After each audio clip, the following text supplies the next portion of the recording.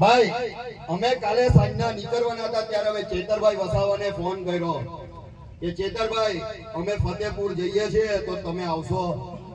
તો ચેતરભાઈ એટલું કીધું કે મારે ગાંધીનગર જવાનું છે પણ મારા તમામ ભાઈઓને જય આદિવાસી જય જોહાર જરૂરથી કહેજો. તો ચેતરભાઈ વસાવા તરફથી બી તમને બધાને જય આદિવાસી જય જોહાર.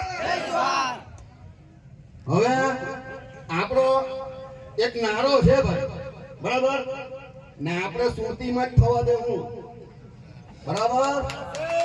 જય આદિવાસી જય જોહાર જય ભીમ. કોઈના બાપથી નહીં ભીમ, કોઈના બાપથી નહીં ભીમ. મને સંવિધાનમાં બાબા સાહેબે હક આપેલો છે, મારા હક અધિકાર હું જાણું છું એટલે મેં કોઈના બાપથી નહીં ભીમ, બરાબર. બીવા જવું ને પૂરું થઈ જાય. હા, અને પેલા વિકાસની વાતો કરે ને પછી એ પેલા ભાજપ હોય, કોંગ્રેસ હોય, ફલાણો હોય કે ઢીકણો હોય, વિકાસ જો ગુજરાતનો કર્યો હોય ને તો મારા દાહોદના આદિવાસી ભાઈઓનો એમાં લોહી ને પસીનો છે.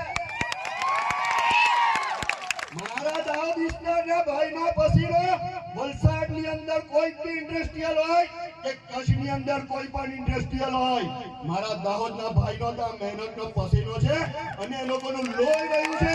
તો એ લોહીને પણ આપણે સલામી આપીએ છીએ કે એમાં એમનો કંઈક પણ ભોગ લેવાયો હશે ને તો આપણે એને દિલથી જોહર સલામ પેશ કરીએ છીએ. અને હવે આપણે ભાઈએ કીધું કે આપણી મા બેન દીકરીઓની ઉપર જય જોહર.